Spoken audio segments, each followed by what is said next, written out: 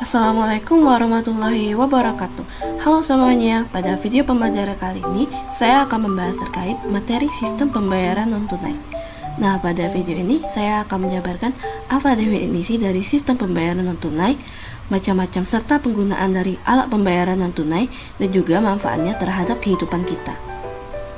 Sebelum kita masuk pembelajaran, saya akan menyampaikan tujuan pembelajarannya, yaitu peserta didik diharapkan dapat mendefinisikan apa itu sistem pembayaran non-tunai, mendeskripsikan macam-macam alat pembayaran pada sistem pembayaran non-tunai, dan juga bagaimana penerapannya dalam kehidupan sehari-hari, serta siswa dapat memahami manfaat dari penggunaan alat pembayaran non-tunai.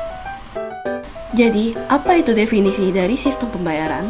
Sistem pembayaran adalah seperangkat aturan, lembaga, dan mekanisme yang digunakan untuk memindahkan dana untuk memenuhi kewajiban dari kegiatan ekonomi. Nah, pada metode non-tunai, sistem pembayaran dilakukan tanpa menggunakan uang fisik. Alat pembayaran non-tunai sendiri berupa kartu, kertas, atau elektronik.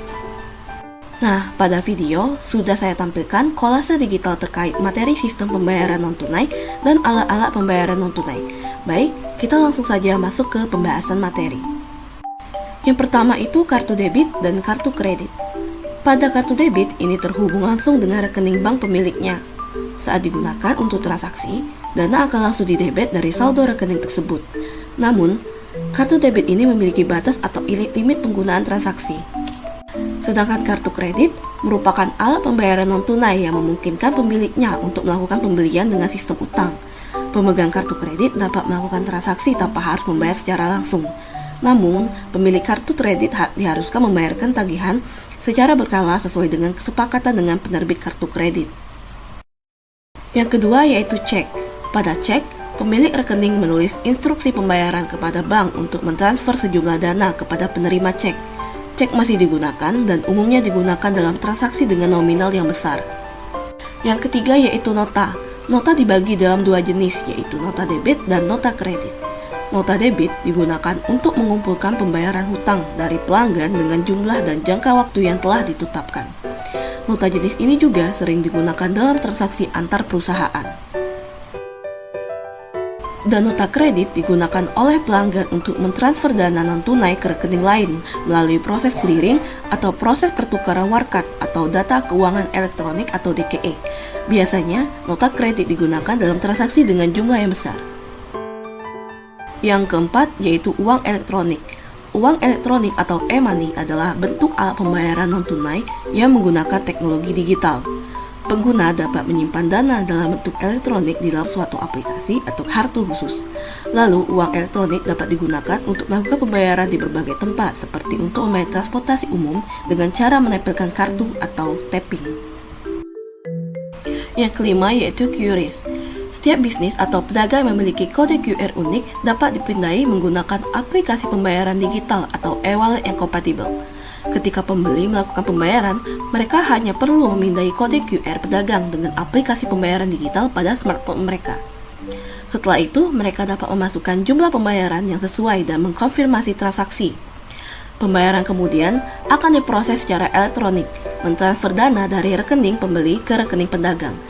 QRIS juga memungkinkan transaksi dengan berbagai metode pembayaran yang didukung, termasuk kartu debit, kartu kredit, dompet digital, dan transfer bank. Hal ini memberikan fleksibilitas kepada pengguna untuk menggunakan metode pembayaran yang paling nyaman bagi mereka. Yang keenam yaitu biliet giro. Biliet giro adalah salah satu instrumen keuangan berupa surat perintah yang digunakan untuk mentransfer dana dari satu rekening bank ke rekening bank lainnya. Biliet giro dapat digunakan untuk melakukan pembayaran secara non-tunai antar bank. Nah, selanjutnya setelah kalian memahami apa saja macam-macam dari alat pembayaran non-tunai serta penggunaannya, maka kita juga perlu memahami bagaimana manfaat dari menggunakan alat pembayaran non-tunai ini dalam kehidupan kita. Yang pertama yaitu proses transaksi yang lebih cepat. Sebagai pengguna e-wallet, kita tidak perlu susah payah membawa uang dalam jumlah banyak. karena semua transaksi dapat dilakukan secara non-tunai. Selain itu, transaksi ini juga dapat menghemat waktu karena bisa dilakukan kapanpun melalui ponsel kita. Yang kedua yaitu keamanan yang lebih baik. Dengan pembayaran non-tunai, kita tidak perlu lagi membawa uang tunai dengan nominal yang besar, karena semua uang tersebut telah tersimpan dengan aman dalam dompet digital yang kita gunakan. Selain itu juga, sistem keamanan pun sudah teruji dengan dilengkapi PIN dan nomor OTP yang hanya bisa diketahui oleh pemiliknya.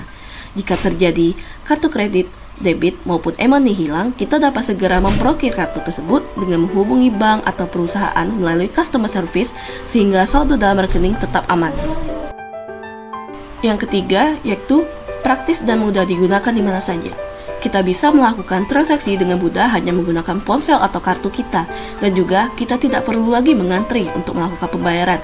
Misalnya, jika kalian ingin membayar tagihan listrik, kalian bisa melakukannya di rumah menggunakan ponsel kalian tanpa harus keluar rumah. Yang keempat yaitu banyak diskon dan promo. Tidak sedikit penjual yang bekerja sama dengan penyedia pembayaran non-tunai untuk memberikan seperti potongan harga hingga cashback. Seperti ketika kita melakukan pembelian tiket kereta, pesawat, bioskop, hotel, dan beberapa tempat wisata. Dan jika kita membayar suatu produk dari penyedia pembayaran non-tunai itu, maka pembayaran kita akan otomatis mendapatkan diskon ataupun cashback. Yang kelima yaitu mengurangi kontak fisik. Penggunaan pembayaran non-tunai membantu mengurangi kontak fisik antara penjual dan pembeli sehingga lebih higienis dan terjaga.